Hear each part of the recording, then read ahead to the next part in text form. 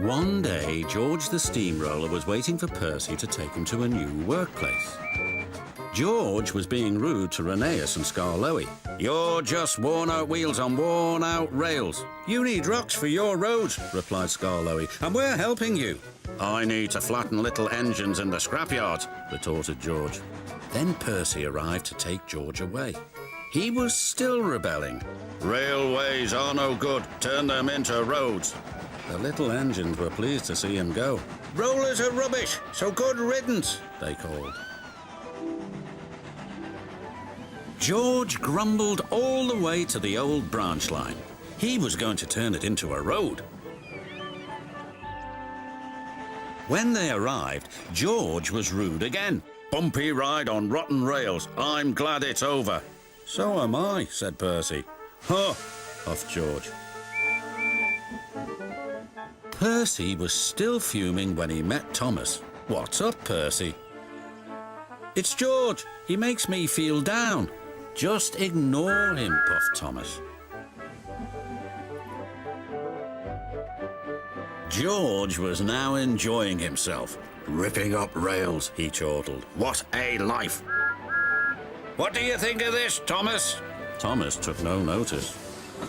George felt insulted. "You're a useless blue puffed ball," he shouted. But Thomas didn't hear. "I'll show him who's boss." At last the workmen reached the level crossing. "What shall we do here?" "Tear it up, tarmac it," said George. So they did, but not properly, and George knew it too. Later, Thomas was travelling home on the same line. He was pulling trucks filled with vegetables. The signalman had forgotten to warn his driver about the crossing. "That's nice, we don't need to stop," said Thomas happily. "Yes, we do," called his driver, but it was too late.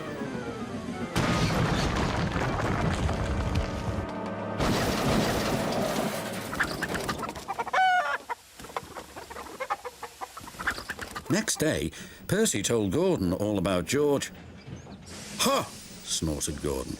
"You're just a small engine, that's why he's rude to you. He wouldn't dare cause me any trouble." George had been taken to some yards to work. As he was chuffering about, Duck arrived with a train of empty trucks. George was blocking his way, and a truck was stuck on the main line. "Let me through," demanded Duck. "I'm too busy. You'll just have to wait."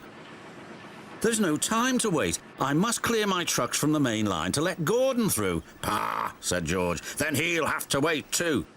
Duck's driver went to complain to the station master, but the signalman had already switched the points and set the signal to allow Gordon to speed through. His passengers were singing his praises, and he was making express time. "I'm the greatest, just watch me fly by," he whistled long and loud as he approached the station. Suddenly, he saw a truck on the line ahead. "Get out of my way!" But the truck wouldn't move. Until Gordon forced it. By accident. Gordon was worried that the Fat Controller would be cross.